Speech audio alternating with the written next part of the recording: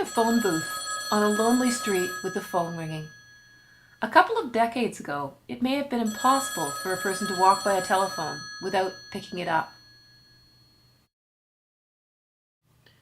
Famous Canadian philosopher of communication and media theory Marshall McLuhan asked, "Why should we feel compelled to answer a ringing phone when we know the call cannot concern us? Why does a telephone ringing on stage create instant tension?" His answer is that the telephone is a participant form of communication that demands a partner with all the intensity of electric polarity. Before and even after the arrival of computer technology, the telephone has been an indispensable device, ubiquitous and central to human communication. It has become so much a part of our everyday world, it's hard to imagine living our lives without a phone. Human communication is central to human life. In order to first communicate with each other, humans started out by grunting and pointing. The next steps of our long history of communication began with vocabulary, then grammar. Writing came next, followed by printing. Then came electronic communication. The telephone, as part of the electronic culture, has played an important role in communication, but also has been influenced by both our oral and our written past.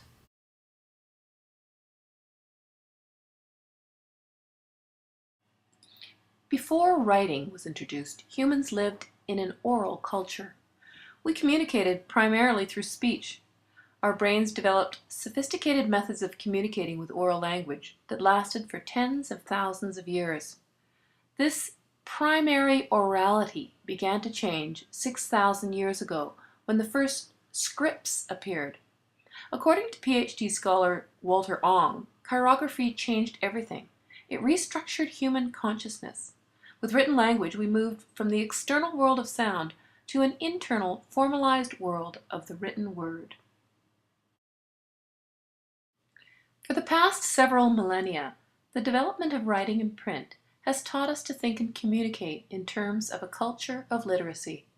As writing remediated orality, humans began to think with new levels of abstraction. There was a separation between the writer and the speaker. Knowledge could be analyzed interiorly instead of by sound, and it could also be stored instead of memorized. Rather than being bound by the memory tricks and memory boosters used in primary oral cultures, information was decoded, organized, and classified for future use. Humans began to think interiorly, separate from their tribal group. A break was made between the group identity and the visual literate individual. The invention of the Gutenberg press accelerated this process exponentially by distributing the printed word to ensure the primacy of the visual bias. At the turn of the 20th century, a new culture emerged, which again impacted how we communicate. Radio technology heralded the beginning of the electronic age. This period saw the invention of many new communication tools, including the telegraph, radio, television, and the telephone. The telephone did not send us back into a primary oral culture. With a literate background, it instead ushered in what Ong called a secondary orality.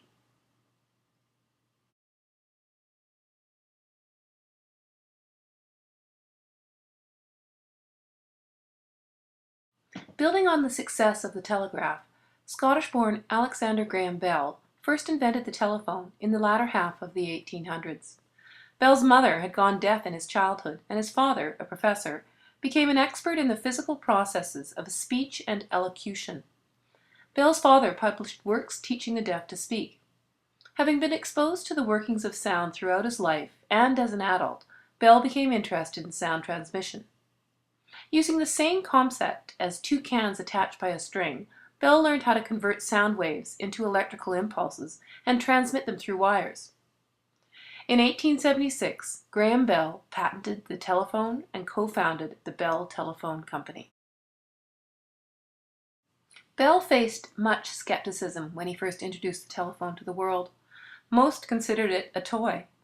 Undaunted, he marketed the telephone across North America and Europe, touting the advantages to business and to the everyday man.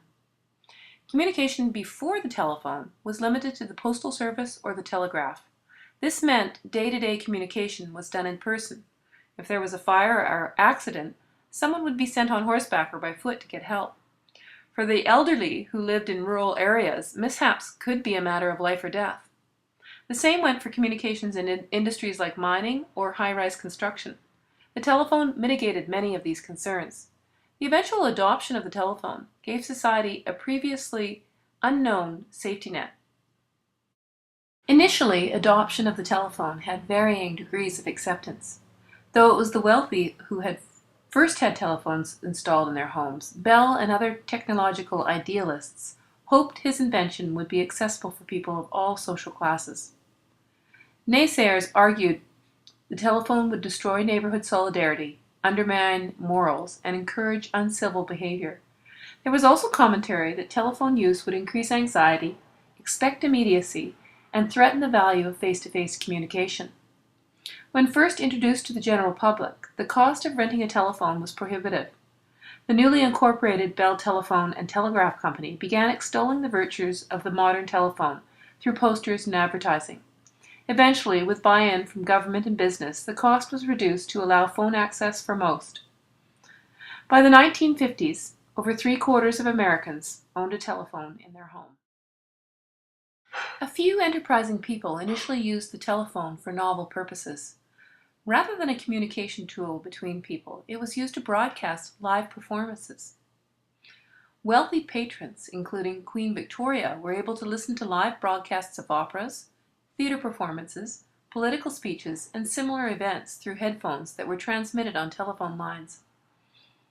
Though Bell marketed the telephone as a time saver, especially for commerce, eventually the telephone was adopted as a tool for socializing and conversation.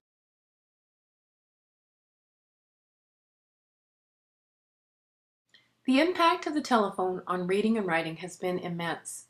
As a part of the electronic culture, the telephone has supplanted the perspective of the age of print.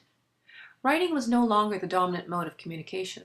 For example, before the telephone, writing was the primary and dominant mode of communication, and letter writing was the central form of communication between individuals. Though the telephone has in no way eliminated reading and writing, it is coming close to remediating letter writing. If not replacing letter writing, the telephone has altered the function and frequency of letter writing. The adoption of the telephone changed the way information moved through society by increasing the speed of communication. Rather than being able to consider a reply, answering a question on the phone forced the speaker to come up with an answer immediately. Memory became more important again. Remembering the telephone numbers of family and friends was commonplace. In my childhood, I remember using a specific adjective which corresponded to the letters on the dial pad as a reminder of the prefix to the telephone number. Walnut 2 6323 was my home number. Finally, the telephone allowed for a more informal kind of communication that was spontaneous and reactive rather than measured and considered. This communication harkens back to our primary oral culture. Having let the genie out of the bottle, we can never go back to a culture where literacy is unknown. Walter Ong knew this and termed discourse on the telephone and other forms of electronic communication as secondary orality. This secondary orality is a hybrid of primary oral culture and literate culture. According to Walter Ong, this new orality had a striking resemblance to the old in its participatory mystique, its fostering of a communal sense, its concentration on the present moment, and even its use of formulas. But it is essentially a more deliberate and self-conscious orality, based permanently on the use of writing and print, which are essential for the manufacture and operation of the equipment and for its use as well. Primary orality stressed group bonds, learning, and cooperation. In an oral society, the tribal group was considered over the individual. Literacy dissolved tribalism with its focus on interiorizing and on the individual.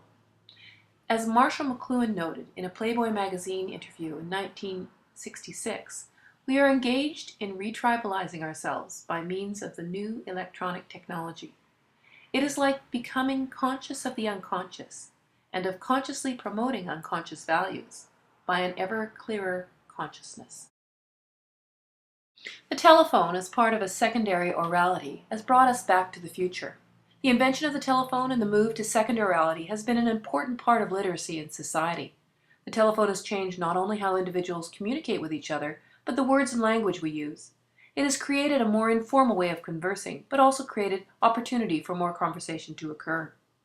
With the new ease of communication, it encourages us to talk more to each other, bringing us together as a global community.